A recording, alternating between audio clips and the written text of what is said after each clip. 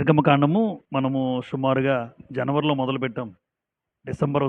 December కావస్తుంది. 40 అధ్యాయాలున్నాయి. దేవుని చిత్తమైతే వచ్చి వారంలో దేవుని చిత్తమైతే లక్షీ శుక్రవారాలు 2 కూడా 38, 39 అవుతుంది. చివరి వారం 40 అధ్యాయం. అలా ఆలోచన చేయడానికి అంటే డిసెంబర్లోనే ముగించడానికి ఆలోచన కలిగి ఉన్న ఈ పుస్తకాన్ని కూడా భవిష్యత్తులో దేవుని చిత్తమైతే లేవీకాండం కూడా 27 అధ్యాయాలు ఉంటాయి. అది ఒక్కొక్క అధ్యాయం కూడా లేవీకాండంలో ఉన్న చరిత్రను కూడా మనం ఆలోచన చేయొచ్చు. కనుక ఈరోజు నిర్గమకాండము 37వ అధ్యాయం. ఈ నిర్గమకాండం 37వ అధ్యాయంలో ఉన్నటువంటి ఉద్దేశం ఏంటో మనం ముందు వింటే పాఠం లేదంటే ఆ అధ్యాయంలో ఏముందో మనకు అర్థమవుతుంది. 37వ అధ్యాయంలో దేవుని యొక్క ప్రత్యక్ష గుడారంలో ఉన్నటువంటి నిబంధన మందసం, కరుణాపీఠము, ఆ నిబంధన మందసం మీద కరుణాపీఠం ఉంటుంది. ఆ లోపల అతి పరిశుద్ధ స్థలము, పరిశుద్ధ స్థలము. అంటే ఇప్పుడు ఈ 37వ అధ్యాయంలో పరిశుద్ధ స్థలములో ఉన్నటువంటి వస్తువులు, అతి పరిశుద్ధ స్థలములో ఉన్న వస్తువులు, వాటిని ఎలా తయారు చేయాలి అని మోషే బెసలేలికి చెప్తూ ఉన్నాడు. లేదా బెసలేలికి, అహోలియాబుకి మోషే దేవుడు ఎలా చెప్పారో, అంటే దేవుడు ఎవరితో మాట్లాడారు? మోషేతో మాట్లాడారు. మోషే వచ్చి ఎవరికి చెప్తాడు? ఇప్పుడు బెసలేలికి చెప్పాలి. దేవుడు బెసలేలితో మాట్లాడరు. ప్రవక్త ఎవరు మధ్యలో? మీడియేటరు. మోషేతో మాట్లాడతాడు. మోషే ఇప్పుడు చెప్తున్నాడు బెసలేలికి, అంతే. ఎందుకంటే దేవుడు నేరుగా బెసలేలితో మాట్లాడే పరిస్థితి లేదు. దేవుడు మోషేతో మాత్రమే ఆ దినాల్లో మాట్లాడిన సంగతి మనం ఎరుగుదుము. కాబట్టి ఈరోజు దేవుని గుడారములో నిబంధన మందస్సము, కరుణాపీఠము, రొట్టెల బల్ల, దీపవృక్షము, ధూపవేదిక, అభిషేక తైలము, పరిమళ ద్రవ్యం ఎలా తయారు చేయాలి, అవి ఎలా తయారు చేశారో ఇక్కడ రాయబడింది. అయితే మరొకసారి పాత నిబంధన చదువుతున్నప్పుడల్లా దాన్ని కొత్త నిబంధనకి ఎప్పుడూ కనెక్ట్ చేసుకుంటూ చదవాలి. ఎంత అద్భుతంగా ఉంటుందంటే ఈ అధ్యాయం నేను తయారు చేస్తున్నప్పుడు చాలా ఆనందం అనిపించింది. అంటే జనరల్గా చదివారు అనుకోండి, ఎవరో తెలియని వాళ్ళు చదివారు అనుకోండి, గ్రంథం తెలియని వాళ్ళకి ఏమి అర్థమవుతుంది? ఏమర్థమవుతుంది? అక్కడున్న కొలతలు మాత్రమే చూస్తుంటాడు.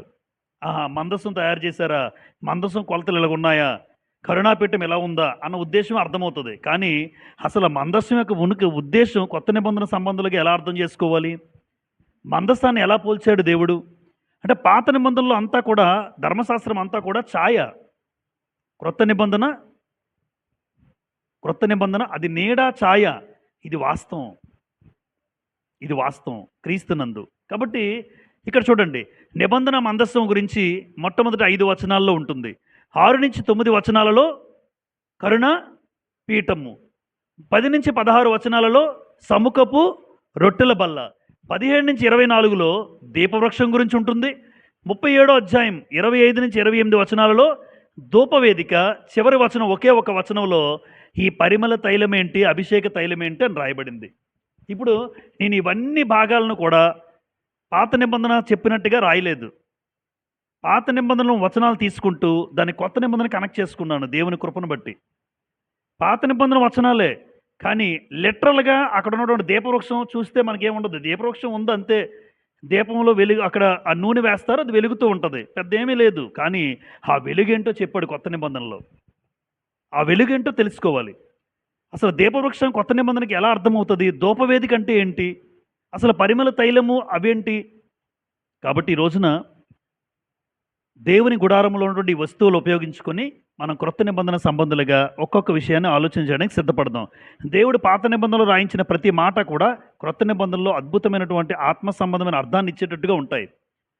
ఆధ్యాత్మికంగా ఆలోచిస్తే వీటన్నిటికీ మంచి అర్థాలు ఉంటాయి. ఈరోజు మనం ఆలోచించేద్దాం. మొట్టమొదటిగా నిర్గమకాండం 37వ అధ్యాయం మొదటి 5 వచనాల్లో దేని గురించి ఉంటుందన్నాం? ఇక్కడ దేవుని నిబంధన మందస్సంలో ఎన్ని వస్తువులు ఉంటాయి? 3.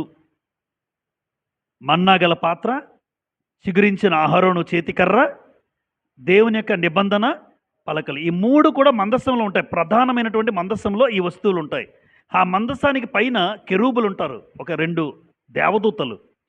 మీరు బొమ్మ చూసినప్పుడు ఆ మందస్సం యొక్క డిజైన్ చూసినప్పుడు 2 కెరూబులు ఇలా ఒకదానికొకటి, వాటి రెక్కలేమో కప్పేస్తుంటాయి మందస్సాన్ని కనబడకుండా. రెక్కలు కప్పడం అంటే దేవునికి చూడండి ఎంత మందస్సాన్ని కాపాడుతున్నట్టుగా దేవదూతలు, కెరూబులు. ఆ కరుణాపీఠం మీద ఉంటారు. వీటన్నిటిలో కూడా 2 వస్తువులు మేలిం బంగారంతో చేశారు. మరి ఎందుకు చేయమన్నారో మనకు తెలియదు. అది దేవుని ఉద్దేశం. కరుణాపీఠము, దీపవృక్షము, ఈ 2 కూడా కంప్లీట్‌గా గోల్డ్. అది కూడా మేలిమి బంగారం. కరుణాపీఠాన్ని కంప్లీట్ గోల్డ్‌తో చేస్తాడు. అలాగే దీపవృక్షం కూడా కంప్లీట్ గోల్డే. అస్సలు ఇంకేమీ ఉండదు. కానీ రిమైనింగ్ ఉన్నాయి చూసారా? మందసం, రొట్టెల బల్ల, ధూపవేదిక, ఇవి తుమ్మకర్రతో చేశాడు. తుమ్మకర్ర, తుమ్మ చెక్కతో. కరుణాపీఠము, దీపవృక్షం మాత్రం మేలిమి బంగారంతో చేశారు. అది దేవుడు అలా చేయమని చెప్పారు. ఈరోజు ఆ మాటలు వినడానికి సిద్ధపడదాం. 37వ అధ్యాయం ప్రారంభ 5 వచనాలు చదువుతాను. మరియు బెసలేలు తుమ్మకర్రతో ఆ మందసమును చేసెను. దాని పొడుగు 2 మూరలున్నర, దాని వెడల్పు మూరడున్నర, దాని ఎత్తు మూరడున్నర. చూడండి మెజర్మెంట్స్, కొలతలు చెప్పారు లాస్ట్ టైం. దేవుడు ఏ కొలతలైతే మోషేకి చెప్పారో, మోషే అదే విధంగా ఎవరికి చెప్పారు? బెసలేలికి. కాబట్టి పొడవు, వెడల్పు, ఎత్తు, లోపల వెలుపల దానికి మేలిమి బంగారు రేకు పొదిగించి. అమ్మ, ఇది కేవలం రేకు పొదిగించాడు అంతే. బంగారం రాయబంది కదా అనకూడదు. మందస్థానికి రేకు పొదిగిస్తాడు. కానీ కంప్లీట్గా గోల్డ్తో చేసింది మాత్రం కరుణాపీఠము, దీపవృక్షం. మిగతా వాటికి ఏం చేశాడు? కోట్ అంటారు చూసారా, పైన కోటింగ్ అంటాం. అదేవిధంగా చిన్న బంగారు రేకు పొదిగించారు. తుమ్మకర్రతో చేసి మందస్థాన్ని దానికి బంగారు రేకు పొదిగించాడు. చూడండి, లోపల వెలుపల దానికి మేలిమి బంగారు రేకు పొదిగించి దానికి చుట్టూ బంగారు జవను చేసెను. దానికి 4 బంగారు ఉంగరములు పోతపోసి ఒక ప్రక్కను 2 ఉంగరములు, ఎదుటి పక్కను 2 ఉంగరములు ఉండేటట్లు దాన్ని 4 కాళ్ళకు వాటిని తగిలించాను. మందసం మొయ్యాలంటే ఉంగరాలుగా ఉండవు. అదే ఉంగరాలు, చూడండి, కర్ర పెడతారు చూసారా, అలా ఉండేటట్టుగా ఒక పల్లకి మోసినట్టుగా మందసం. ఉంగరాలు అనగానే వెనక 2, ముందు 2, 4 కాళ్ళు వాడు తగిలించి. 4వ వచనం, మరియు అతడు తుమ్మకర్రతో మోతకర్రలను చేసి వాటికి బంగారు రేకులు పొదిగించి. అగో కర్రలు చేశాడు, దానికి మళ్ళా రేకు పొదిగించి మందసం మోయుటకు దాని ప్రక్కల మీద ఉంగరములలో ఆ మోతకర్రలను పెట్టాడు. ఇది 5 వచనాల్లో. అంటే మొట్టమొదటిగా దేవుని నిబంధన మందసం ఎలా తయారు చేశాడో చెప్తున్నాడు. దానికి ఉపయోగించినటువంటి ఉంగరాలు, మోతకర్రలు ఎలా చేశాడో, దానికి బంగారు రేఖ ఎలా పొదిగించాడో చెప్తున్నాడు. కానీ క్రొత్త నిబంధన సంబంధులుగా అసలు నిబంధన మందసము దేనికి గుర్తు అంటే, దేనికి గుర్తు? దేవుని సన్నిధికి గుర్తు. నిబంధన మందసం దేవుని సన్నిధికి గుర్తు. మీకు గుర్తుంటే సమూయేలు గ్రంథంలో మొదటి సమూయేలు గ్రంథంలో 4వ అధ్యాయంలో ఏం జరుగుతుంది? ఒక చరిత్ర ఉంది. ఇశ్రాయేలీలకి ఫిలిస్తీయులతో యుద్ధం జరుగుతూ ఉంటుంది. ఇశ్రాయేలుకి ఫిలిస్తీయులతో యుద్ధం జరుగుతూ ఉంటే ఇశ్రాయేలు ఓడిపోతారు. ఓడిపోతే ఎందుకు ఓడిపోయాం అని ఆలోచిస్తూ, అరే నిబంధన మందసం మన దగ్గర లేదు, అందుకే మనం ఓడిపోయామని వీళ్ళు అనుకుంటారు. ఇప్పుడు మందసం తెచ్చుకొని మరలా వెళ్తారు. అంటే వాళ్ళకు గుర్తు ఏంటంటే, దేవుని నిబంధన మందసం దేనికి గుర్తు అంటే దేవుని యొక్క సన్నిధికి గుర్తు. ఈ నిబంధన మందసం అంతా ఉందనుకోండి, మనకు జయమే. ఫిలిస్తీన్లు కూడా ఏమనుకుంటారు తెలుసమ్మా? సమూయేలు మొదటి గ్రంథం 4వ అధ్యాయం చరిత్రలో, అరే వీళ్ళు ఎందుకు ఇంత ధైర్యంగా వస్తున్నారు ఇశ్రాయేలీలు, దేవుని మందసం వాళ్ళకి తోడుగా ఉన్నట్టుంది. ఒక అన్యులు ఆలోచిస్తారు. అన్యులు ఫిలిస్తీన్లు వాళ్ళు ఏమనుకుంటారంటే, దేవుని నిబంధన మందసం ఉందంటే దేవుని తోడు వాళ్ళకు ఉందనుకుంటారు. అందుకే దేవుని నిబంధన మందసం దేనికి గుర్తు? దేవుని సన్నిధికి గుర్తు. 2, అదొక నిబంధన. ఎందుకు నిబంధన అంటే, నిబంధన మందసంలో ఏముంటుంది? ప్రధానంగా 3 వస్తువుల్లో ఒకటైన దేవుని యొక్క ఆజ్ఞలు ఉంటాయి, దేవుని వాక్యం ఉంటుంది, ఆయన నిబంధన పలకలు ఉంటాయి, ఆయన ఆజ్ఞలు గుర్తు. అందుకే దేవుని సన్నిధి, నిబంధన, ఇది ఆజ్ఞలకు గుర్తు. ఎందుకు అంటే అందులో మోసే 2 పలకలు ఉంటాయి, నిబంధన పలకలు. కొండ మీద తీసుకొచ్చాడు కదా ఆయన, ఆ నిబంధన పలకల్లో ఆయన దేవుడు చెప్పినటువంటి ఆజ్ఞలు ఉంటాయి. కాబట్టి ఇదంతా కూడా దేనికి గుర్తు? మందసం అంటే నిజంగా మన జీవితంలో మనకు కూడా దేవుడు నిబంధన ఇచ్చాడు. ఏ నిబంధన? మనం క్రొత్త నిబంధన. మన కొత్త నిబంధన చేసినట్టుగా హెబ్రీ పత్రికలో మనం చూడగలం. చూడండి 8వ అధ్యాయం ఒకసారి మరలా ఇక్కడికి వద్దాం. హెబ్రీలకు రాసిన పత్రిక 8వ అధ్యాయం. హెబ్రీ 8వ అధ్యాయంలో 8:8 చూడండి. అయితే ఆయన ఆక్షేపించి వారితో ఇలాగూ చెప్పుచున్నాడు, ప్రభు ఇట్లనెను, ఇదిగో ఒక కాలం వచ్చుచున్నది, అప్పటిలో ఇశ్రాయేల్ ఇంటి వారితోనూ యోధా ఇంటి వారితోనూ నేను క్రొత్త నిబంధన చేయుదును. ఏ నిబంధన? క్రొత్త నిబంధన అంటే దేవుడు హెబ్రీ 8:8లో నేను ఇశ్రాయేలుతోనూ యూదా ఇంటి వారితోనూ కొత్త నిబంధన చేస్తాను అని చెప్తున్నాడు. అంటే ఈరోజు మనందరము కూడా ఏ నిబంధన సంబంధులం? క్రొత్త నిబంధన. అమ్మ గమనించండి. ఆ రోజు ఆ రోజు నిబంధన మందసం ఈరోజు దేనికి గుర్తు అంటే దేవుడు మనతో చేసిన నిబంధనకు గుర్తు. నిబంధన అంటే ఒప్పందం, అంగీకార పత్రం, సెటిల్మెంట్స్ ఉంటాయి, అగ్రిమెంట్స్ ఉంటాయి. అగ్రిమెంట్ వాళ్ళిద్దరి మధ్య భార్యాభర్తలు ఎలాగైతే వివాహానికి చేస్తారు కదా, వివాహం జరిగినప్పుడు చెప్తుంటారు నిబంధనలు. వాళ్ళు భార్యతో ముందు చెప్పేస్తుంటారు మైక్ పెట్టి, ఆ పక్కన భార్య భర్త ఇద్దరు చెప్తుంటారు, అన్నీ చెప్తారు. వ్యాధి బాధ సంతోషం దుఃఖం అన్నింటిలో నీతో కలిసే ఉంటాను ఆ రోజుకి మాత్రం చెప్పేస్తారు.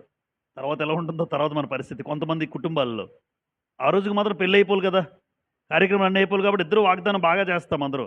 కానీ కట్టుబడే భార్యాభర్తలు ఎంతమంది? ఆ రోజు అది నిబంధన చేశాను నా భార్యతో, నిబంధన చేశాను నా భర్తతో.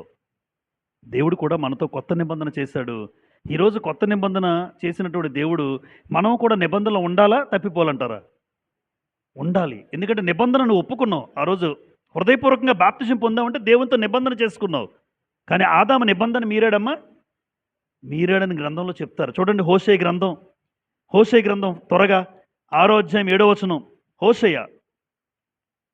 హోషేయ గ్రంథం 6వ అధ్యాయం 7వ వచనంలో ఆదాము నిబంధన మీరినట్లు వారు నా ఎడల విశ్వాసఘాతకులై నా నిబంధనను మీరి ఉన్నారు అన్నాడు హోషేయ 6:7లో. ఆదాము ఏమయ్యారు? ఆదాము నిబంధన మీరాడు. ఒకవేళ మీరు కూడా నిబంధన మీరితే మీరు దేవుని దృష్టికి ఏమవుతారు? విశ్వాసఘాతకులు. అంతే కదమ్మా, విశ్వాసఘాతకులమే. నేను చేసుకున్న నిబంధన మీరితే నేను విశ్వాసఘాతకుడినే. దేవుడు నాతో కొత్త నిబంధన చేశాడు అంటే నిబంధన మందస్సు వెనక అంత ఉద్దేశం ఉంది. కొత్త నిబంధన అర్థం చేసుకుంటే మనకి నిజంగా దేవుడు ఆ రోజు నిబంధన చేశాడు. ఈరోజు దేవునితో నిబంధన కలిగి బ్రతుకుతున్నావా? ఒక్కసారి పరీక్షించుకొని రాశాను ఇక్కడ. నాకు కూడా దేవుడు నిబంధన చేశాడు. ఆదాము నిబంధన మీరాడు, విశ్వాసఘాతకుడిగా మారిపోయాడు. ఈరోజు మనం నిబంధన మీరకూడదు. ఒకవేళ మనం నిబంధన మీరామనుకోండి, 44వ కీర్తన, మనం నిబంధన మీరితే ఏమంటాడో తెలుసమ్మా? చూడండి 44వ కీర్తన 44వ కీర్తన చూడండి 17వ వచనం. ఇదంతయు మా మీదకు వచ్చినను మేము నిన్ను మరువలేదు, నీ నిబంధన మీరి ద్రోహులము కాలేదు. నిబంధన మీరిన వారు ఎవరు? ద్రోహి. అమ్మ పెద్ద మాట. నిబంధన మీరితే దేవుడు ఏమన్నారు? ద్రోహులు. అక్కడేమన్నాడు? హోషేయ గ్రంథంలో విశ్వాస ఘాతకుడు అన్నాడు. అంటే నిబంధన మీరితే ఎవరైతే మీరు ఒప్పందం చేసుకుంటున్నారో, అగ్రిమెంట్ చేసుకుంటున్నారో, అది భౌతికంగా భార్యతోనైనా భర్తతోనైనా లేదా ఆత్మ సంబంధంగా నేను దేవునితో నిబంధన చేసుకున్నాను కనుక, ఆ దేవునితో నిబంధన కనుక నేను ఒప్పుకున్న దాన్ని మీరితే నేను విశ్వాసఘాతకుణ్ణి, నేను దేవుని దృష్టికి ద్రోహిని అని అనుకుంటే ఆ వ్యక్తిలో మార్పు రాదు? ఖచ్చితంగా వస్తుంది. నిబంధన నేను ఎప్పుడు మీరకూడదు అనుకుంటాడు. మీరితే మాత్రం ఎలా కనబడతావు? ద్రోహి. మీరితే ఎలా కనబడతావు? విశ్వాసఘాతకుడిగా కనబడతావు. అలా నాకైతే ఇష్టం లేదు, మనకైతే ఇష్టం ఉండదు. అలాంటప్పుడు నిబంధన మందసం దేవుడు మీకు గుర్తుంటే నోవాహుతో నిబంధన చేశాడు. గుర్తుందమ్మా మీకు? దేవుడు నోవాహుతో నిబంధన చేశాడు, ఇంద్రధనస్సు. అబ్రహాంతో నిబంధన చేశాడు దేవుడు, సున్నతి. నిబంధన. నోవాహుతో నిబంధన, అబ్రహాం గారితో నిబంధన. ఈరోజు మనతో కూడా దేవుడు నిబంధన చేశాడు. అంటే నిబంధన ఆయా కాలాల్లో దేవుడు నిబంధన చేస్తూ ఉన్నాడు. నోవాహు కాలంలో, అబ్రహాం కాలంలో ఇశ్రాయేలుతో కూడా దేవుడు ఏ నిబంధన చేశాడు? పాత నిబంధన. పాత నిబంధన అంతా ఎవరితో చేశాడు? ఇశ్రాయేలుతో. కొత్త నిబంధన ఈరోజు మనతో. అంటే దేవుడు ఏ కాలంలో ఉన్నా ఆ కాలంలో ప్రజలతో ఒక నిబంధన చేసుకుని బ్రతుకుతూ ఉండాలని దేవుడు ఉద్దేశం. ఎందుకంటే ఆమె కమిట్మెంట్ లేకపోతే ఎందుకు చెప్పండి? ఇప్పుడు ఎవరైనా, మీరైనా నేనైనా, ఇద్దరు బ్రతుకుతున్నామంటే ఇద్దరి మధ్య ఏముండాలంటే ఒప్పందం ఉండాలి. ఇలా ఉండాలి అనుకోవాలి. అందుకే దేవుడు చూడండి, నోవాహు కాలంలో నోవాహుతో నిబంధన చేసుకున్నాడు. అబ్రహాం కాలంకి వచ్చేసరికి అబ్రహాంతో నిబంధన చేశాడు దేవుడు. ఇశ్రాయేల్ దగ్గరికి వచ్చేసరికి ఇశ్రాయేల్తో కూడా దేవుడు పాత నిబంధన చేశాడు. ఈరోజు మనందరితో కూడా ఏ నిబంధన చేశాడు? క్రొత్త నిబంధన. అంటే ఏ కాలంలో ఉన్నా ఒక నిబంధన అనేది దేవుడు ఏర్పాటు చేశాడు. ఆ నిబంధన ఈరోజు మనందరం జీవితంలో ఆ నిబంధన మందసానికి గుర్తుగా ఉంది, దేవుని సన్నిధికి గుర్తుగా ఉంది, ఆయన నిబంధనలో ఉన్న ఆజ్ఞలకు గుర్తుగా ఉంది. అంటే నేను ఇచ్చినటువంటి ఆజ్ఞల ప్రకారం మీరు బ్రతికితే నిజంగా మీరు నా నిబంధనలో ఉన్నారు, క్రొత్త నిబంధన సంబంధులు. మీ ఇష్టానుసారంగా మీరు బ్రతికితే నిబంధనలో లేరు. మీరు ఎలా కనబడతారు? మనం విశ్వాసఘాతకుడుగా, ద్రోహిగా నేను కనబడతాను. ఇది మొట్టమొదటి 5 వచనాల ఉద్దేశం. నిర్గమకాండం 37 అధ్యాయం 6 నుండి 9 వచనాలు. అమ్మ దేని గురించి రాయబడింది? కరుణా పీఠము అన్నాడు. కరుణా పీఠము మందసం పైన ఉంటుందమ్మ. ఈ కరుణా పీఠం మందసానికి పైన ఉంటుంది. చూడండి, చదువుదాం. 37 అధ్యాయం 6 నుంచి 9. మరియు అతడు మేలిమి బంగారముతో, ప్రారంభమే చూశారు ఎలా అన్నాడు? దేంతో తయారు చేశాడు? అతడు మేలిమి బంగారుతో కరుణాపీఠమును చేసెను. కంప్లీట్ గోల్డ్, తుమ్మ చెక్కలు లేవు. దాని పొడుగు 2 మూరలున్నర, దాని వెడల్పు 1.5 మూరలున్నర, మరియు 2 బంగారు కెరూబులు. అమ్మ కెరూబులు అంటే దూతలు అని అర్థం. దేవుని దగ్గర దూతలు 2 రకాల దూతలు ఉన్నారు. కెరూబులు, శరాపులు.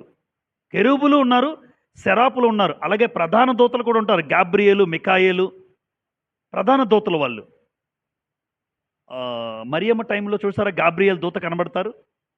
మికాయేలు దూత మోషే యొక్క దేహం దగ్గర కనబడుతూ ఉంటారు గ్రంథంలో, యోధా పత్రికలో. అంటే ప్రధాన దూతలు ఉంటారు, వారి కిందన చాలామంది రకరకాల, ఎందుకంటే కోటాను కోట్ల దూతలతో ఉన్నారు పరలోకం. అంతమంది దూతల్లో పేర్లు ఏంటంటే కెరూబులు ఒక దూతలు, శరాపులు మరొక దూతలు, వాళ్ళు మహాదూతలు అంటారు. ఇప్పుడు ఈ కరుణాపీఠం దగ్గర 2 దూతలు ఉంటారు. 2 పక్కన 2 దూతలు కూడా పక్షి ఆకారంలో, ఆ పక్షులు రెక్కలు తీసుకుని రెక్కలు మందసాన్ని కప్పుతూ ఉంటాయి. ఇలాగా అటు నుంచి ఆపోజిట్లో ఒక కెరూబు, ఇటు నుంచి ఒక కెరూబు, ఇద్దరు కూడా ఉంటాయి. మందసానికి కనబడకుండా కనబడకుండా చేస్తూ ఉంటాయి, కప్పుతూ ఉంటాయి మందసాన్ని. చదువుదాం. మేలిమి బంగారుతో కరుణాపీఠమును చేసాను. దాని పొడుగు 2 మూరలున్నర, దాని వెడల్పు 1.5 మూరలున్నర, మరియు 2 బంగారు కెరూబులు. ఒక కెరూబులు కూడా గోల్డే. కరుణాపీఠం యొక్క 2 కొనలు వాటి నకీషి పనిగా చేసాను. ఒక్కొక్క కొన ఒక్కొక్క కెరూబును. కరుణాపీఠముతో ఏకాండముగా దాని 2 కొనల మీద కెరూబులను చేసెను. ఆ కెరూబులు పైకి విప్పిన రెక్కలు గలవై కరుణాపీఠమును తమ రెక్కలతో కప్పెను. కెరూబుల ముఖములు ఒకదానికొకటి ఎదురుగా ఉండెను. వాటి ముఖములు కరుణాపీఠం వైపుగా ఉండెను. అలా చూస్తుంటాయి కరుణాపీఠం వైపు. ఆ పీఠం మీద ఈ 2 కెరూబులు కూడా. ఈరోజు ఒక రకంగా కరుణాపీఠం ఎలా ఉంటుందంటే, దేవుని యొక్క దయ కనబడుతుంది. ఈరోజు దేవుని దయ మనందరి మీద. దేవుని మనల్ని క్షమించిన మన పాపాలకు క్షమాపణగా కరుణాపీఠం, ఆయన కరుణాపీఠం. దేవుడు సమాధానముగా ఈరోజు కరుణాపీఠం, లేదా దేవుడు తన కుమారుని మనకి ఇచ్చినటువంటి ప్రాయశ్చిత్తంగా ఈరోజు కరుణాపీఠం. అంతే, ఆ కరుణాపీఠం దగ్గర దేవుని యొక్క క్షమాపణ పొందుకోగలరు, పాప క్షమాపణ పొందుకోగలం. మన జీవితంలో చేసే ప్రతి తప్పుకు క్షమాపణ దొరికేది. ఈరోజు మనందరి నిమిత్తం కూడా ఆ కరుణాపీఠం ఎవరు కనబడతారు? కొత్త నిబంధన సంబంధులుగా నాకైతే యేసు ప్రభువే. ఎందుకంటే యేసు ప్రభు మరణమే ఈరోజు నీకు పాప క్షమాపణ. యేసు ప్రభు యొక్క ప్రాయశ్చిత్తం నీకు పాప క్షమాపణ. యేసు ప్రభు యొక్క లేకపోతే దేవునికి మనకు సమాధానము లేదు. కొన్ని వచనాలు చూడండి. రోమాపత్రిక 5వ అధ్యాయం. సమాధానం అంటే కరుణాపీఠం అనేది యేసు ప్రభుకు సాదృశ్యంగా ఈరోజు మనందరికీ పాప క్షమాపణ కలిగించేదిగా, దేవునితో సమాధానం కలిగించేదిగా కనబడుతూ ఉంటుంది. చూడండి, రోమపత్రిక 5వ అధ్యాయం కొన్ని వచనాలు. రోమపత్రిక 5వ అధ్యాయం 1వ వచనంలో, విశ్వాసములోన మన నీతిమంతులుగా తీర్చబడి ప్రభు అయిన యేసుక్రీస్తు ద్వారా దేవునితో సమాధానము కలిగి ఉందము. అమ్మ, ఎవరి ద్వారా సమాధానం? చూసారా, అంటే యేసు ప్రభు మనకి మధ్యవర్తి. దేవునికి మనకి మధ్యవర్తి ఎవరు? లోకంలో ఒక అడ్వర్టైజ్ వచ్చేది అప్పుడు, భక్తునికి భగవంతునికి అనుసంధానమైనది అంబికా దర్బార్ బత్తి అని. మీరు విన్నారా? చిన్నప్పుడు చదువుతున్నప్పుడు చూసాం టీవీలోని. ఏంటి, అంబికా అగరబత్తి అట మధ్యవర్తి అంటే. వాళ్ళు చూడండి, యాడిస్తే సేల్ అవ్వాలి వాళ్ళకి. సేల్ అని చెప్పి వాళ్ళు ఏం చెప్పారంటే, భగవంతునికి భక్తునికి మధ్య అనుసంధానమే ఏంటి, ఈ అగరబత్తే అనుసంధానం. అంటే వేసే దూపం ఆయన దగ్గరికి వెళ్తుంది అన్నట్టు ఉద్దేశం. వాళ్ళకి సేల్ అవ్వాలి. ఎంత బాగా చెప్పారండి. భగవంతునికి భక్తునికి అగ్గిపుల్ల, లేదంటే ఈ అగరబత్త అనుసంధానం, అది వాళ్ళు పబ్లిసిటీ. ఈరోజు భగవంతునికి, ఈరోజు భక్తునికి అనుసంధానమైన వారు యేసు ప్రభు. ఆయనకి మనకు మధ్యవర్తి ఎవరు? యేసు ప్రభు. చూడండి 10వ వచనం, నేరుగా 10వ వచనం. ఏలయనగా శత్రువులమై ఉండగా ఆయన కుమారుని మరణము ద్వారా మనము దేవునితో సమాధానపరచబడిన ఎడల సమాధానపరచబడిన వారమై ఆయన జీవించుట చేత మరి నిశ్చయముగా రక్షింపబడుదుము. 11. అంతేకాదు మన ప్రభువైన యేసుక్రీస్తు ద్వారా మనము దేవుని యందు అతిశయపడుచున్నాం. ఆయన ద్వారానే మనం ఇప్పుడు సమాధాన స్థితి పొంది ఉన్నాం. ఎఫెస్సి పత్రిక 2:14 బాగుంటుంది వచనం చూడండి. ఎఫెస్సి 2:14లో ఎఫెస్సి 2:14 ప్రారంభం ఎలా ఉంటుంది చూడండి. 2:14 ప్రారంభం. ఆయన మన సమాధానమయ్యుండి మీకును మాకును ఉండిన ద్వేషమును అన్నాడు. ఆయన అంటే ఎవరు? యేసు ప్రభు మన సమాధానమై ఉన్నాడు. అమ్మ ఈరోజు ఆలోచించండి, యేసు ప్రభు లేకపోతే దేవుని దగ్గరికి వెళ్ళగలమా? నిజంగా వెళ్ళలేము. అందుకే యేసు ప్రభు నేనే మార్గం, నేనే సత్యం, నేనే జీవం, నా ద్వారా తప్ప తండ్రి దగ్గరికి మీరు ఎవరు వెళ్ళలేరు. అంటే ఆయనే మార్గం అన్నాడంటే ఈరోజు యేసు ప్రభు కనుక లోకానికి రాలేదనుకోండి, ఎవరు కూడా అందరూ కూడా నరకానికి వెళ్ళాలి. నిజం. యేసు ప్రభుకు లోకానికి, అందుకే తండ్రి కుమారులు మాట్లాడుకున్నప్పుడు, నాన్న ఈ లోకాన్ని ప్రేమించాను నేను, నీ ప్రాణం పెట్టగలవా? నేను ఈ లోకాన్ని ప్రేమించాను, ఆ పిల్లలందరినీ ప్రేమించాను, సమస్త మానవాళిని ప్రేమించాను. నువ్వు లోకానికి వెళ్తే, నీవు ప్రాణం పెడితే వాళ్ళందరూ రక్షింపబడతారు, లేదంటే భూమి మీద ఉన్న సర్వ మానవాళి నరకానికి వెళ్ళిపోతారు. అలా కాదు నాన్న, నువ్వేం చెప్తే చేస్తాను, నేను వాళ్ళందరి కోసం నేను ప్రాణం అర్పిస్తాను, నా ప్రాణం పెడతాను నేను అని తండ్రి అడిగితే మారు మాట్లాడకుండా ప్రాణం పెట్టడానికి లోకానికి వచ్చేసాడు. ఆయన పెట్టాడు కనుక ఆయన పాపమైపోయాడు. అందుకే నా దేవా నా దేవా నా చేయి విడిచిపెట్టేశాడు దేవుడు. ఎందుకు విడిచిపెట్టాడు? పాపంతో నిండిపోయాడు ఆయన మనందరి పాపాలు మోసుకుని పాపమైపోయాడు. మనకి దేవునితో సమాధానం ఏర్పాటు చేశాడండి. నిజంగా అది కరుణాపీఠం, సాదృశ్యం, పాప క్షమాపణ, సమాధానం. యోహాన్ రాసిన మొదటి పత్రికలో ప్రాయశ్చిత్తం అనే మాట చూస్తాం మనం. యోహాన్ రాసిన మొదటి పత్రిక 4:10.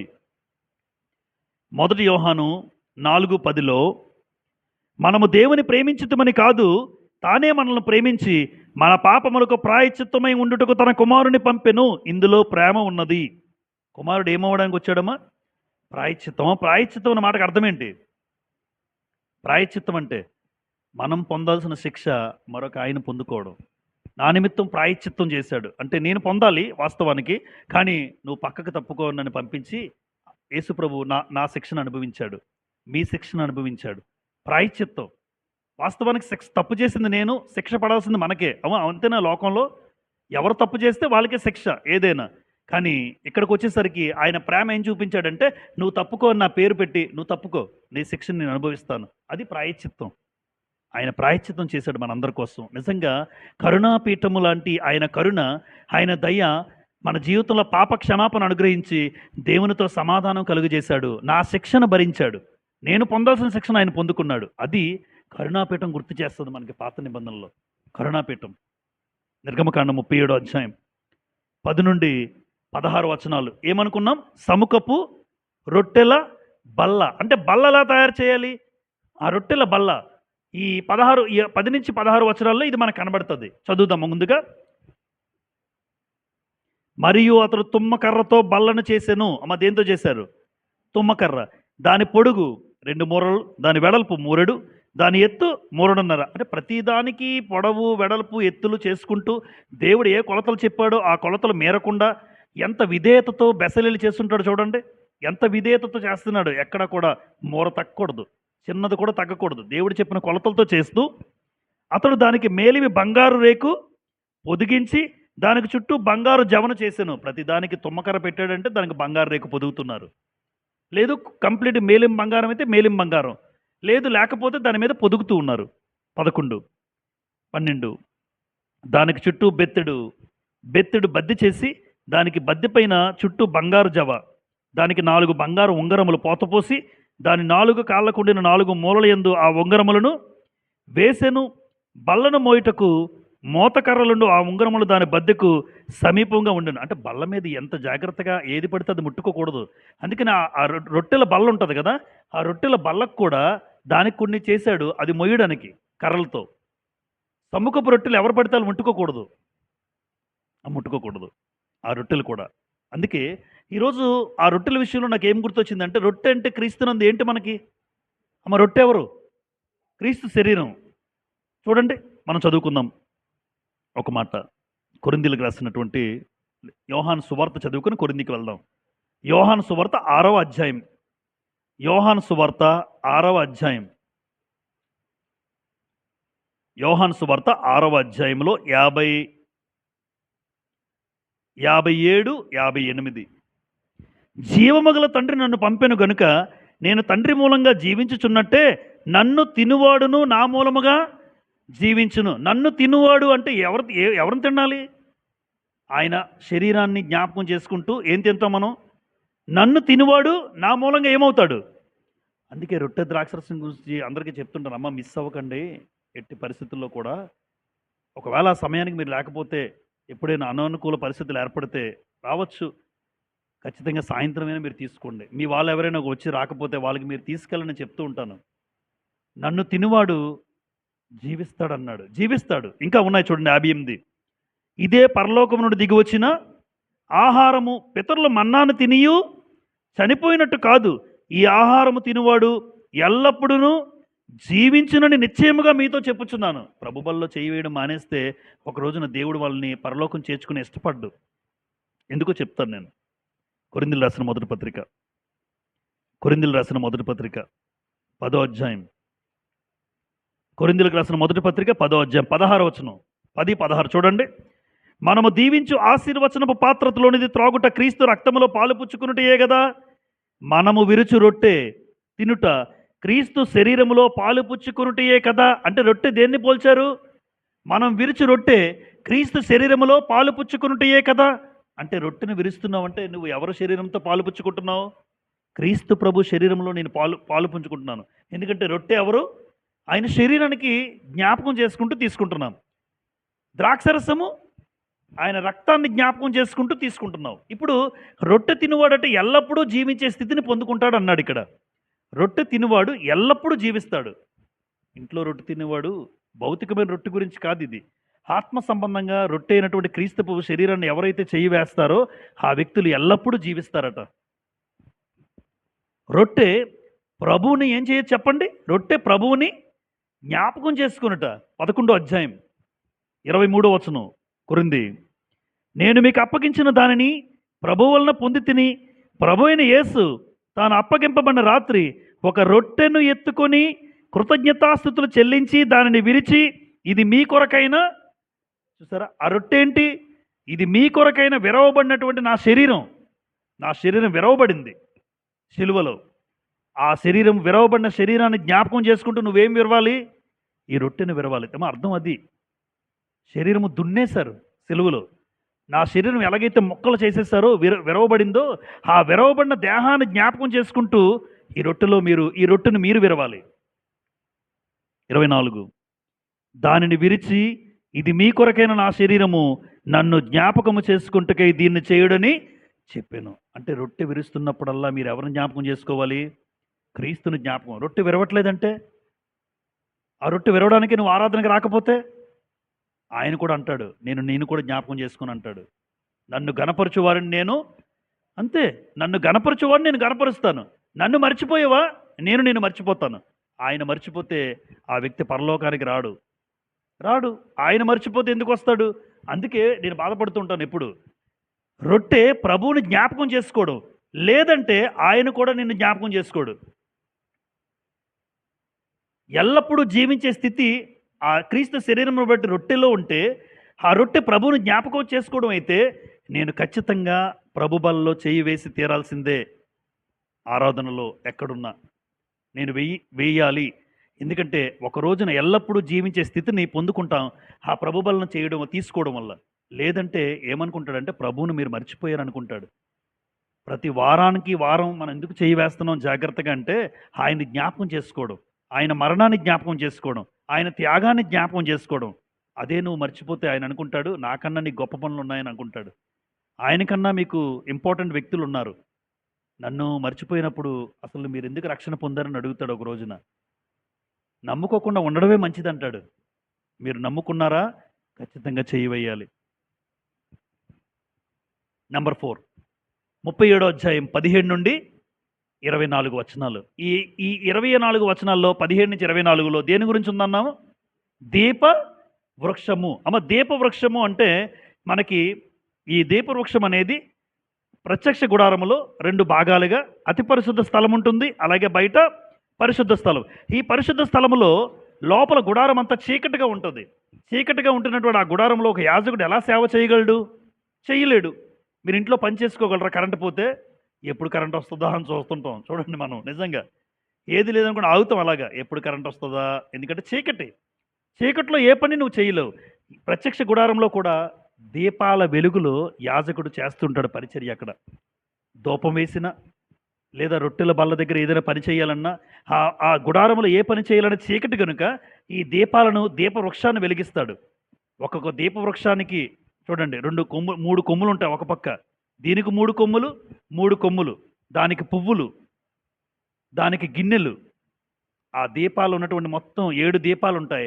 7 దీపాల్లో కూడా వేస్తే 7 దీపాల కాంతిలో యాజకుడు పరిచర్య చేయాలి. దీన్ని కొత్త నిబంధన ఎంత అద్భుతంగా ఉంటుందంటే, చదువుకుందాం 37వ అధ్యాయం. ముందుగా ఆ వచనాలు చదువుదాం, 17-24. 17-24. అతడు మేలిమి బంగారుతో, ప్రారంభం చూసారా? మేలిమి బంగారంతో దీపవృక్షం, 2 కరుణాపీఠము, దీపవృక్షం మాత్రమే కంప్లీట్ గోల్డ్. మేలిమి బంగారుతో దీపవృక్షమును చేసెను. ఆ దీపవృక్షమును, దాని ప్రకాండమును, దాని కొమ్మను నకీషి పనిగా చేసెను. దాని కలశములు, మొగ్గలు, పువ్వులు ఏకాండమైనవి. ఏకాండము అనే మాటకు అర్థం ఏంటంటే కలిసి ఉన్నాయని చెప్పడం.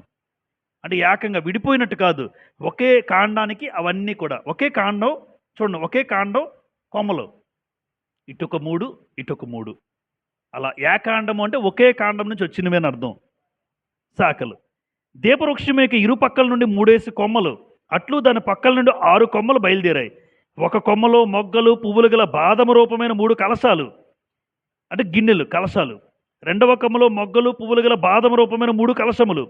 అట్లు దీపవృక్షము నుండి బయలుదేరిన 6 కొమ్మలకు ఉండెను. మరియు దీపవృక్షముందు దాని మొగ్గలు, దాని పువ్వులు గల బాధ రూపమైన 4 కలశములుండెను. దీపవృక్షము నుండి బయలుదేరు 6 కొమ్మల్లో 2 కొమ్మల క్రింద ఏకాండమైన మొగ్గయు ఉండెను. 24లో దానిని, దాని ఉపకరణములన్నిటినీ 40 వీసెల మేలిమి బంగారుతో చేసెను. ఇప్పుడు ఇవన్నిట్లో కూడా మొగ్గలు పెట్టాడు, కలశాలు ఉన్నాయి. ఆ కలశాల జాగ్రత్తగా ఆ నూనె పోసుకుంటూ దీపాలు వెలిగిస్తూ ఉండేవారు. ఇది దీపవృక్షం పాత నిబంధనలో దీపాల వెలుగులో యాజకుడు నడవాలని దేవుని యొక్క ప్రధానమైన ఉద్దేశం. మరి ఇప్పుడు మనం క్రొత్త నిబంధన సంబంధాలుగా అసలు వెలుగు ఎవరో తెలుసామా? వెలుగు 4 రకాలుగా గ్రంథంలో చెప్పబడింది.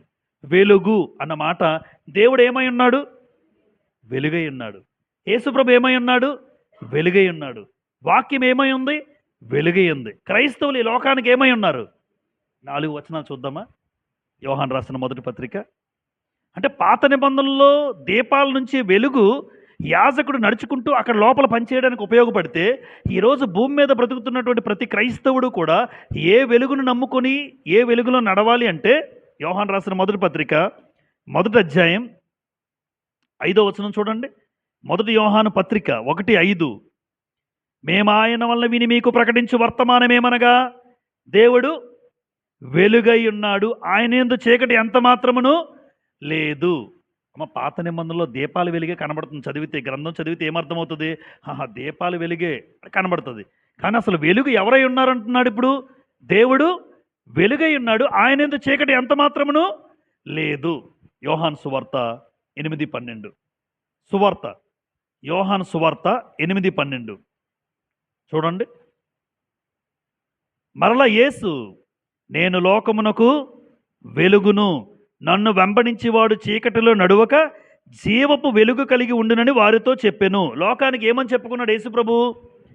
యోహాను 8:12లో, నేను లోకానికి వెలుగును, నన్ను ఎవరైతే వెంబడిస్తారో వాళ్ళు కూడా వెలుగు కలిగి నడుచుకుంటారు, జీవపు వెలుగు కలిగి. గమనించారా? దేవుడు వెలుగై ఉన్నాడు.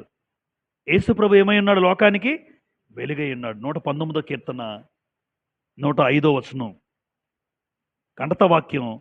119వ కీర్తన 105వ వచనం. నీ వాక్యము నా పాదములకు దీపమును, నా త్రోవకు ఏమై ఉంది? వెలుగు. ఏది? వాక్యం. ఈరోజు మనం కూడా ఎలా ఉండాలంటే అమ్మా, యాజకుడు, వాళ్ళు యాజకులే, నేను యాజకుడినే. పాత నిబంధన ప్రత్యక్ష గుడారములో చేసిన వాళ్ళు యాజకులే. ఈరోజు యేసుప్రభు రక్తంలో కడగబడిన వాళ్ళందరం కూడా రాజులైన యాజకులే. వాళ్ళేమో దీపాల వెలుగులో నడుచుకున్నారు, నేను వాక్యపు వెలుగులో నడుచుకోవాలి. ఆ చీకటిలో దీపాల వెలుగులో అద్భుతంగా నడుచుకుంటూ వెళ్ళారు. ఈరోజు మనం కూడా లోకమంతా కూడా చీకటితో నిండిపోయింది. లోకమంతా చీకటే, లోకమంతా పాపమే. అలాంటి చీకటి గల పాపం గల లోకములో ఎవరైతే వాక్యం కలిగి ఉంటారో ఆ వాక్యాన్ని దేవుడు మనకిచ్చాడు గనుక నేను వేసే ప్రతి అడుగు వాక్యపు వెలుగులో ఉండాలి. నేను వేసే ప్రతి అడుగు వాక్యాన్ని బట్టి అయి ఉండాలి. అది పాత నిబంధనలో దీపవృక్షము, కొత్త నిబంధనలో దీపవృక్షం మనందరికీ ఏమి నేర్పిస్తుంది అంటే, నువ్వు వేసే ప్రతి అడుగు కూడా దీపము లాంటి వాక్యాన్ని బట్టి అయి ఉండాలి. ఎందుకు? నువ్వు నమ్ముకున్న దేవుడు వెలుగు, నీకోసం ప్రాణం పెట్టిన ప్రభువు వెలుగు, ఆయన ద్వారా మన చేతుల్లోకి వచ్చిన వాక్యం వెలుగు. అలాంటప్పుడు క్రైస్తవులు కూడా ఏమై ఉండాలి? వెలుగై ఉండాలి. మత్తయి సువార్త 5:14. మత్తయి సువార్త 5వ అధ్యాయం 14లో స్వయంగా యేసు ప్రభు చెప్తూ ఉంటారు ఈ మాట. ప్రభు కొండ మీద ప్రసంగం మాట్లాడుతూ శిష్యులతో మత్తయి 5:14 చూడండి. మీరు లోకమునకు వెలుగై ఉన్నారు. చూసారమ్మా, దేవుడు వెలుగు, క్రీస్తు వెలుగు, వాక్యం వెలుగు. మరి ఇన్ని ఆలోచన కలిగినటువంటి క్రైస్తవుడు కూడా ఎలా ఉండాలని దేవుడి ఉద్దేశం? మీరు కూడా లోకానికి ఎలాగై ఉండాలి? వెలుగుగా ఉండాలి. ఎప్పుడు కూడా చీకటి పనులు చేయకండి, చీకటి సంబంధంగా రహస్యమైన పాపాలు చేయకండి. దేవుడు చూస్తూ ఉన్నాడు. అరే పేరుకేమో నా తండ్రి వెలుగు, నేను ప్రాణం పెట్టిన ఆ వ్యక్తి కోసం ప్రాణం పెట్టిన నేను కూడా వెలుగుగా ఉన్నాను. మేము ఇచ్చినటువంటి వాక్యం వెలుగై ఉంటే నువ్వెలా చీకటి పనులు చేస్తున్నావు అంటే, ఏదో దేవుడు వెలుగు, క్రీస్తు ప్రభు వాక్యం వెలుగు, ఆ విషయం ఆ వ్యక్తికి అర్థం కాలేదంటాను. నేనైతే అర్థం కాలేదు. ఎంతమంది వెలుగు మధ్యన నువ్వు ఎలాగుంటావు? నువ్వు కూడా బ్రైట్గా ఉండాలి అమ్మ, వెలుగులో ఉన్నవాడిగా ఉండాలి. అంతేగాని ఎప్పుడు చీకటి సంబంధమైన పనులు, రహస్యమైన పాపాలు ఎవరికి తెలియదులే, 4 గోడల మధ్య ఆయనకి తెలుసు. కాబట్టి దేవుణ్ణి నమ్ముకున్నానంటే కేవలము ఏదో నమ్ముకుని వెళ్ళిపోవడం కాకుండా నేను వెలుగు సంబంధిగా బ్రతకాలి. అందుకే మీకు ఎఫెసీ 5:10 ఎప్పుడో చెప్తుంటాను. ఎఫెసీ 5:10 ప్రభువుకి ఏది ప్రీతికరమో దానిని పరీక్షించు వెలుగు సంబంధుల వలె నడుచుకోండి అన్నాడు. మనం అందరం వెలుగు సంబంధులుగా ఉండాలి, చీకటి సంబంధులుగా ఉండకూడదు. 37వ అధ్యాయం 25 నుండి 28లో ధూపవేదిక తయారు చేశారు. ధూపవేదిక ఉండాలి. పాత నిబంధన కాలంలో ఈ ధూపవేదిక ఏం చేసేవారంటే యాజకులు ఉదయం సాయంత్రం ధూపం వేసేవారు. నిర్గమకాండం 30వ అధ్యాయం. నిర్గమకాండం 30వ అధ్యాయం.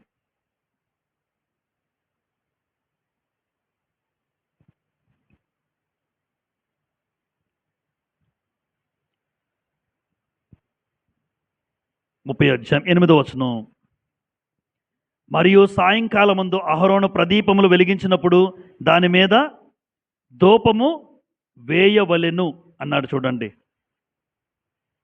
7వ వచనంలో ప్రతిదినము ప్రొద్దుట దాని మీద పరిమళ ద్రవ్యముల ధూపము వేయవలను అంటే ప్రొద్దున్న సాయంకాలం యాజకుడు అన్నవాడు ఏం చెయ్యాలి? ధూపం వెయ్యాలి. చూడండి మరొకటి, యాజకుడు నిత్యము కూడా ఉదయం సాయంత్రం దేవునికి ధూపం వేయాలి. ఈరోజు ధూపము దేనికి సూచన తెలుసమ్మా? ధూపం దేనికి సూచన? ప్రార్థనకు సూచన. ఎలా చెప్పగలరు? 141వ కీర్తన ధూపము ప్రార్థన అని 141వ కీర్తనలో దావీదు గారు రాయడం జరిగింది. ఆ మాటను జ్ఞాపకం చేసుకుందాం. చూడండి 141వ కీర్తన 2వ వచనం మీరు చూడగలిగితే 141:2 నా ప్రార్థన ధూపములను అనేసాడు ఆయన. నా ప్రార్థన ఎలాంటిది? ధూపము. కాబట్టి ప్రార్థన దేనికి సూచన? ధూపం. లేదా ధూపం దేనికి సూచన? ప్రార్థన. అంటే ధూపం ప్రార్థనకు గుర్తు. అమ్మ ధూపం వేసినప్పుడు స్మెల్ వస్తుందా? మీరు సాంబ్రాణి కానీ చూడండి, పిల్లలకి వేసినప్పుడు వాసన వస్తుంది. ఇప్పుడు ధూపం వేసినప్పుడు ఆ ధూపం ఉదయం వేసేవాడు, సాయంత్రం వేసేవాడు. ఈరోజు యాజకులుగా ఉంటే నేను ఉదయం ప్రార్థన చేసుకుని సాయంకాలం కూడా ప్రార్థన చేసుకుంటున్నానా? ఆలోచించండి. ఒకవేళ నీ జీవితంలో కనుక ప్రార్థన ఉదయం లేదు, సాయంత్రము లేకపోతే నువ్వు దేవునికి యాజకుడైతే కాదు. ఆ రోజుల్లో పాత నిబంధనలో యాజకుడు ధూపవేదిక దగ్గరికి వచ్చి ప్రతిరోజు ఉదయం ధూపం వేసేవాడు, ప్రతిరోజు సాయంకాలం ధూపం వేసేవాడు. అది యాజకుడు పని. కానీ ఈరోజు చూడండి, చాలామంది అసలు ప్రార్థనే మర్చిపోయారు, ప్రార్థనా జీవితమే మర్చిపోయారు. అంటే ఏం అర్థం చేసుకోవాలి? దేవుడు అంటాడు, నువ్వు నాకు యాజకుడు అయితే కాదు అంటాడు. ఆ పరిస్థితి తెచ్చుకోకూడదని ఈరోజు ఇది మాట్లాడుతున్నాను. అయ్యా అలా కాదు, నేను నీకు యాజకుడినే, ఇగో నేను ఉదయం ప్రార్థన చేసుకుంటున్నాను, సాయంకాలం ఖచ్చితంగా ప్రార్థనలో ఉంటాను అని మీరంటే చాలా సంతోషం. ఎందుకంటే ధన్యకరమే. ఒక యాజకుడిగా ఖచ్చితంగా ఏముండాలి? ప్రార్థన ఉండాలి. నా ప్రార్థన ధూపం వలె అన్నాడు దావీదు గారు. ఖచ్చితంగా మన ప్రార్థన ఒక మంచి సువాసనగా, క్రైస్తవులు చేసే ప్రార్థన ఎలా ఉంటుందో చూసండి అక్కడ. క్రైస్తవుల ప్రార్థనలు దేవునికి సువాసన ధూపంగా వెళ్ళాలి. ఆ రోజు ధూపం వేస్తే, యాజకుడు ధూపం వేస్తే వెళ్ళేది, అది వాసన వచ్చేది అంతే. ఈరోజు నువ్వు చేసే ప్రతి ప్రార్థన దేవునికి సువాసనగా వెళ్తుంది పైకి. కానీ ఎక్కడ చేస్తున్నావు? ఎక్కడ లేస్తున్నావు? లేదు. ఉదయకాల ప్రార్థన ఉండదు, సాయంకాల ప్రార్థన ఉండదు. బిజీ షెడ్యూల్ అయిపోయారు మనుషులందరూ.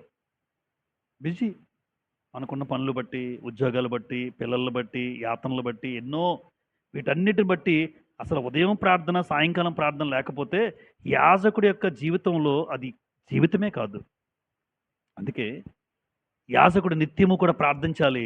ప్రార్థన చేసేవాడే యాజకుడు. క్రైస్తవుల ప్రార్థనలు దేవునికి సువాసన ధూపంగా వెళ్ళాలి. ప్రార్థన లేకపోతే ఏంటండి బ్రదర్ అని మీరు అడిగారు అనుకోండి, ప్రార్థన లేకపోతే చచ్చిన వాడితో సమానం. ప్రార్థన అనేది క్రైస్తవ జీవితానికి ఏమంటారంటే ఊపిరి. ఊపిరి ఊపిరి పోయినట్టు అన్నమాట. బతుకుతాడా? భూమి మీద బతుకుతాడు. అందుకే కదా ప్రకటన గ్రంథంలో ఒక మాట ఉంటుంది, 3వ అధ్యాయం 1వ వచనంలో, నీవు జీవించుచున్నావన్న పేరు మాత్రం ఉన్నది కానీ నీవు.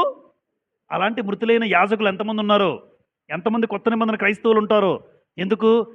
ప్రార్థన చేసుకోవడానికి బిజీ అంటే అనకూడదు ఎప్పుడు. ఒక చెల్లి అడిగింది నాకు మన సంఘానికి వచ్చేది, బెంగళూరులో ఉంది ఇప్పుడు. అని ఆ ప్రార్థన బిజీ అని ఎప్పుడు అనకమ్మా. అలా అంటే అనకూడదు మనం. ఆ చెల్లి ఆ రోజు లాస్ట్ చెప్పాను, పొరపాటున వచ్చేసింది. ఎప్పుడు నీ జీవితంలో బిజీ అనకూడదు. సమయం ఇచ్చిన దేవుడికి సమయం ఇవ్వలేదు అనకూడదు నువ్వు ఎప్పుడు. అంతే, అదే లాస్ట్. ఇంకెప్పుడు ఆ చెల్లి నోటి వెంట ఆ మాట వినలేదు నేను. అంటే జనరల్గా మనం చేసే పని బట్టి ఏమంటాం? అనియా బిజీగా ఉన్నాను అనియా. అమ్మా ఎప్పుడు దేవుని దగ్గర మాత్రం బిజీ అనకు. నువ్వు ఎంత పెద్ద ఉన్నతమైన స్థితిలో ఉన్నావు. దానియేలు బిజీ కాదా? దానియేలు ఎన్ని 127 సంస్థానాలకి అది ప్రధానమంత్రి. 127. ఆఫ్టర్ ఆల్ ఒక చిన్న ఉద్యోగం చేసుకుంటున్నావు నువ్వు, లేదా నేను. ఆఫ్టర్ ఆల్ చిన్న ఉద్యోగం. 127 సంస్థానాలకు అధిపతి అయిన దానియేలే ముమ్మారు ప్రార్థన చేసుకుంటే నేనంతా, నా బ్రతికెంత అనుకోవాలి నేను. అంతే. కనీసం ప్రార్థన చేసుకోకపోతే నేనేమి యాజకుణ్ణి? ఎంత గొప్పగా దావీదు దేవునికి ఇష్టానుసారుడు. ఆయన ముమ్మారు, ఉదయం సాయంత్రం 3 సార్లు. దావీదు కూడా, ఆయన కూడా రాజే. వాళ్ళకి టైం ఎక్కడ కుదిరింది? కుదుర్చుకుంటే టైం ఉంటుంది. మనసు ఉంటే చెప్తారు మీరు. మనసు ఉంటే మందిరంకి వెళ్ళాలి అనుకోవాలి, కానీ రాగలవు. ఇప్పుడు ఏం వెళ్తావులే అనుకుంటే రాలేవు. అపవాది వెంటనే ఆలోచన రాదు. అందుకే నేను వెళ్ళాలి అని నువ్వు అనుకోండి, వచ్చి తీరుతాం ఇక్కడ. ఏం వెళ్తానులే, టైం అయిపోయింది, ఇంకా రాలేను, చలి బ్రదర్ చలి ఎక్కువయింది, ఎన్నో ఉంటాయమ్మా. బాధ ఉండొచ్చు, బలహీనత ఉండొచ్చు. ఆ సమయానికి నువ్వు రాలేవు, దేవుడికి తెలుసు. ఏ పరిస్థితుల్లో నువ్వు రాలేకపోతున్నావు దేవుడికి తెలుసు. కానీ కొన్ని సాకులు ఉంటాయి కదా, అవి నోటి వెంట ఎప్పుడు రాకూడదు. కాబట్టి ధూపము ఎప్పుడు కూడా వాక్యం చెప్పాను కదా. వాక్యం అంటే నువ్వు దేవునితో, లేదా దేవుడు నీతో మాట్లాడడం. ప్రార్థన అంతే. మరి అలాంటిది కట్ అయితే ఎలాగా? ఇద్దరి మధ్య సంబంధం ఎలా ఉంటుంది? ఇప్పుడు బ్రదర్స్ ఉన్నారండి, మీరైనా ఉన్నారు, రాజు గారు కానీ బ్రదర్ కానీ. నేను వాళ్ళతో కట్ చేశాను అనుకోండి మాటలు, కమ్యూనికేషన్ కట్ అయిపోయింది ఇద్దరి మధ్య. ఉంటుందమ్మా, సన్నిహితంగా ఉండగలమా? ఎప్పుడు ఉండగలం? రోజు కలుస్తూ, రోజు మాట్లాడుతూ, ఏదో ఒక విషయంలో ఉందనుకోండి, ఇద్దరి మధ్య సంబంధ బాంధవ్యాలు ఉంటాయి. ఆ వ్యక్తి మీద ఒకరి మీద ఒకరికి అభిప్రాయం ఉంటాయి, మంచి అభిప్రాయం ఉంటుంది. ఎప్పుడూ కలలేదనుకోండి, ఆ వ్యక్తులు ఇంకా దూరం అవుతారు. అంటే దేవునితో నువ్వు మాట్లాడట్లేదంటే, ప్రార్థన చేయట్లేదంటే దేవునికి నీకు సంబంధ బాంధవ్యాలు కట్ అయిపోతాయి. అదే ప్రార్థన. ఎప్పుడు దేవునితో నువ్వు సంబంధ బాంధవ్యాలు కలిగి ఉండాలి. అన్యోన్య సహవాసం అంటాడు. రైట్. 37వ అధ్యాయం 25 నుంచి 28 రాయబడిన చదివేద్దాం. మరియు అతడు 25 నుంచి 28, అతడు తుమ్మకర్రతో ధూపవేదికను చేసెను. దాని పొడుగు 3, దాని వెడల్పు 3, అది చచ్చౌకముగా ఉండెను. చచ్చౌకం అంటే చెప్పాను మీకు, గుర్తుందా? స్క్వేర్ బిట్ మన భాషలో. స్క్వేర్ అంటే చతురస్రాకారం, 4 వైపులా సమానంగా ఉంటుంది. కొన్ని ఇల్లులు, చాలామందికి ఏది ఇష్టం? స్క్వేర్ బిట్ అనే ఇల్లు ఇష్టం చాలామందికి. స్క్వేర్ బిట్ అయితేనే బాగుంటుంది. చచ్చౌకము అంటే స్క్వేర్ బిట్ అనమాట, ఒక చతురస్రాకారంగా. దాని ఎత్తు 2 మూరలు, దాని కొమ్మలు ఏకాండమైనవి. దానికి అనగా దాని కప్పుకును దాని 4 పక్కల దాని కొమ్ములకును మేలిమి బంగారు రేకులు పొదిగించి. మీరు గమనించారమ్మా, ఏదైతే చేశాడో నిబంధన మందసం తుమ్మకర్ర, సముఖపు రొట్టెల వల్ల తుమ్మకర్ర, దోపవేదిక తుమ్మకర్ర. ఈ తుమ్మకర్రతో చేశాడు, కానీ తుమ్మకర్రతో చేసిన ప్రతి వానికి కూడా ఏం పొదుగుతున్నాడు? బంగారు రేకు పొదుగుతున్నాడు. అంటే కంప్లీట్గా గోల్డ్ ఐటమ్ కనబడాలి, ఒక గోల్డ్ బంగారు షేపులో, బంగారు ఆకారంలో పొదుగు బట్టి. కరుణాపీఠము దీపవృక్షం ఎలాగా కంప్లీట్గా మేలిం బంగారం కాబట్టి తుమ్మకర్రతో చేసిన ఒక బంగారు రేకు పొదుగుతున్నట్టుగా కనబడుతుంది గ్రంథంలో మనకి. 29 చూడండి, నిర్గమకాండం 37 అధ్యాయం 29వ వచనంలో చివరిగా పరిమళ తైలము, అభిషేక తైలము, సుగంధ ద్రవ్యాలు ఉపయోగించి తయారు చేయట. అసలు ఈ కంప్లీట్గా ఇవన్నీ చూడండి, అందరూ చివరికి వచ్చేసాం ఒకే వచనం. ఇప్పుడు ఈ అధ్యాయంలో చెప్పబడిన మాటలు చెప్పండి అందరూ కూడా. టాప్లో రాసిన ఉద్దేశం: నిబంధన మందసం, 2 కరుణాపీఠం, 3 సముఖపు రొట్టెల బల్ల, 4 దీపవృక్షం, 5 ఇప్పుడు ఈ 5 కూడా ఈ అభిషేక తైలం కుమ్మరిస్తాడు యాజకుడు. అంటే ఏదైనా ఉపయోగించే ముందు ఆ ప్రతి కరుణాపీఠం మీద అభిషేక తైలం, నిబంధన మందసం మీద అభిషేక తైలం, రొట్టెల బల్ల మీద అభిషేక తైలం, దీపవృక్షం మీద ఇలా జల్లుతూ ఉంటాడు. ధూపవేదిక మీద అంటే ఈ పరిమళ తైలము, అభిషేక తైలములు ఏం చేస్తారంటే కొన్ని రకాల సుగంధ ద్రవ్యాలు ఉపయోగించి తయారు చేస్తారు. ఇలా తయారు చేసినటువంటి యాజకుడు వాటిని ఏం చేస్తాడంటే ప్రతి వస్తువు మీద జల్లుతూ ఉంటాడు, అంటే అభిషేకిస్తూ ఉంటాడు. అభిషేకం దేనికి గుర్తంటే ఈ వస్తువు పరిశుద్ధపరచబడింది. చూడండి, అన్యులు చూసారు మీరు, ఇప్పుడు అన్యులు చూస్తాం కదా మనం, అలా అంటాడు. చూసారమ్మా, మన పూడిలోనేమో ఆవు అది కూడా తీసుకెళ్ళి అన్నారు అనమాట. పోయి కొంతమంది గ్లాస్ పెట్టాడు ఆయన, నేను చూశాను. అంటే వాళ్ళని అపహాసం చేయట్లే, గ్లాస్ పెట్టి కొంచెం తాగాలన్నాడు. నేను అక్కడ నిల్చొని చూస్తున్నాను, కొంచెం తాగాడు కూడా. అదొక నమ్మకం, హిందూ సాంప్రదాయం. ఆ తర్వాత కొంచెం తీసాడు, అందరి వాళ్ళ మీద ఇలా జల్లేస్తుండే అది ఆయన. అంటే వాళ్ళ ఒక అభిషేకం అనమాట, ఒక పరిశుద్ధపరచబడ్డాం అని ఉద్దేశం. అది ఆ సహోదరుల సాంప్రదాయం. ఈరోజు క్రైస్తవులుగా దేవుడు కూడా ఇక్కడ ఉన్నటువంటి మందస్సంలో ఉన్న ప్రతి వస్తువును కూడా ఏం చేయాలంటే కొన్ని రకాల సుగంధ ద్రవ్యాలు ఉపయోగించి అభిషేక తైలము, ఆ పరిమళ ద్రవ్యం తయారు చేసి ఈ రెండింటిని కలిపి మిక్సింగ్గా అన్ని వస్తువుల మీద మీరు కుమ్మరించాలి. ఎందుకు అంటే అక్కడ రాసిన ఒక మాట చూడండి, దేవుని సేవ చేసే వ్యక్తులకు, దేవుని సేవకు ఉపయోగపడే వస్తువులకు పరిశుద్ధపరచుటకు లేదా ప్రత్యేకించుటకు దీనిని ఉపయోగిస్తారు. ఈరోజు అభిషేకం అంటే ఏమో కాదండి. నేను అభిషేకం పడ్డానా? మీరు బాప్తిస్మానికి సూచన. ఆ రోజు రాజును అభిషేకించాలన్నా చూడండి, దావీదును అభిషేకించినప్పుడు వచ్చారు కదా, దావీదును అభిషేకించడానికి సమూయేలు, సౌలుని అభిషేకించడం సమూయేలు. అంటే చేసినప్పుడు వాళ్ళ మీద అభిషేక తైలం, అంటే ఒక ప్రత్యేకింపబడినవాడు, రాజుగా నిర్ణయింపబడినవాడు. ఈరోజు మనం కూడా రాజులమే, రాజులైన యాజక సమూహం అన్నాం, రాజులమే. నిన్ను నన్ను కూడా అభిషేకించాడు, బాప్తిస్మం ద్వారా పరిశుద్ధపరిచాడు. కాబట్టి ఈరోజు నేను ఒక పరిమళ వాసనగానే దేవునికి ఉండాలి. ఎందుకంటే ఎప్పుడైతే జల్లామో, సెంటు కొట్టుకుంటే సెట్ అంతా కూడా చూడండి, ఆ దేహం అంతా సెంటు కొట్టుకుంటే పక్కవాడికి విస్తరిస్తుంది. పీల్చినప్పుడు చెప్తుంటాడు, మంచి మంచి సెంట్రా, భలే ఉంది ఇది అంటాడు. నీ జీవితం నీ పక్కవాడికి, నీ పొరుగువాడికి, నీ ఎదురింటోడికి ఒక పరిమళ వాసనగా ఉండాలి. అది క్రైస్తవ జీవితం. ఆ రోజు పరిమళ వస్తువులన్నీ కూడా వాటి మీద జల్లాడు, యాజకుడు జల్లుతాడు, కుమ్మరిస్తాడు. కానీ ఈరోజు క్రీస్తునందు బాప్తిజం పొందిన నేను అభిషేకింపబడిన వాడిని, నా మీద అభిషేక తైలము కుమ్మరిస్తే నా జీవితం ఎదుటివాడికి సువాసనగా ఉండాలి, ఎదుటివాడి మేలు కోరేటట్టు ఉండాలి, ఎదుటివాడు బాగోగులు కోరేటట్టు ఉండాలి. పైగా ఒకవేళ ఎవరికి ఏది చేయలేకపోయినా నా జీవితాన్ని చూసినప్పుడల్లా ఎంత మంచి జీవితం జీవిస్తున్నాడరా అని కనీసం నాకు అలాగైనా అనుకోవాలి. అలా పరిమళ తైలం గురించి మాట్లాడి చివరి వచనం చూడండి, 29. అతడు పరిశుద్ధమైన అభిషేక తైలమును, స్వచ్ఛమైన పరిమళ ధూప ద్రవ్యమును, పరిమళ ద్రవ్యముల మేళకుని చేత చేయించెను అన్నాడు. కాబట్టి ఇది నిర్గమకాండం 37 అధ్యాయం యొక్క చరిత్ర. దేవుని గుడారములో నిబంధన మందసం, కరుణాపీఠం, సముఖపు రొట్టెల బల్ల, దీపవృక్షం, ధూపవేదిక, ఆ అభిషేక తైలము ఎలా తయారు చేసి వాటి మీద కుమ్మరిస్తూ చిమ్ముతూ ఆ వస్తువులను అభిషేకించి దేవుని కోసం ఈ వస్తువులన్నీ వాడబడాలి అని ఒక యాజకుడు ఉద్దేశం. అయితే క్రొత్త నిబంధనలో నిబంధనకి గుర్తు చెప్పాను నేను, కరుణాపీఠానికి గుర్తు, సముఖపు రొట్టె క్రీస్తు శరీరంతో పోల్చబడింది. ఎప్పుడు దీన్ని మిస్ చేసుకోకండి. ఎప్పుడు కూడా ప్రభు బల్ల అనేది మన జీవితంలో ప్రాణం పోతే తప్ప, చెప్పాను కదా, ప్రాణం పోతే తీసుకోలేవు. హాస్పిటల్‌లో అపస్మారక స్థితిలో ఉంటాను నేను. ఐసీయూలో పెట్టారనుకోండి, నాకు ఇబ్బంది లేదు. నేను అలాగే అనుకుంటానేమో ఎప్పుడు. నేను ఐసీయూలో ఉంటే తీసుకోను. ఎందుకంటే ప్రభు బల్ల తీసుకున్నప్పుడు వివేచన కలిగి తీసుకోవాలి. దేవుడు యాక్సెప్ట్ చేస్తాడు. ఐసీయూలో ఉన్నప్పుడు తీసుకోలేను. నంబర్ 2, నేను చచ్చిపోతే తీసుకోలేను. ఈ 2 కేసుల్లో తప్ప ఇంక నా జీవితంలో ఎప్పుడు కూడా ప్రభు వల్ల మిస్ అవ్వకూడదు.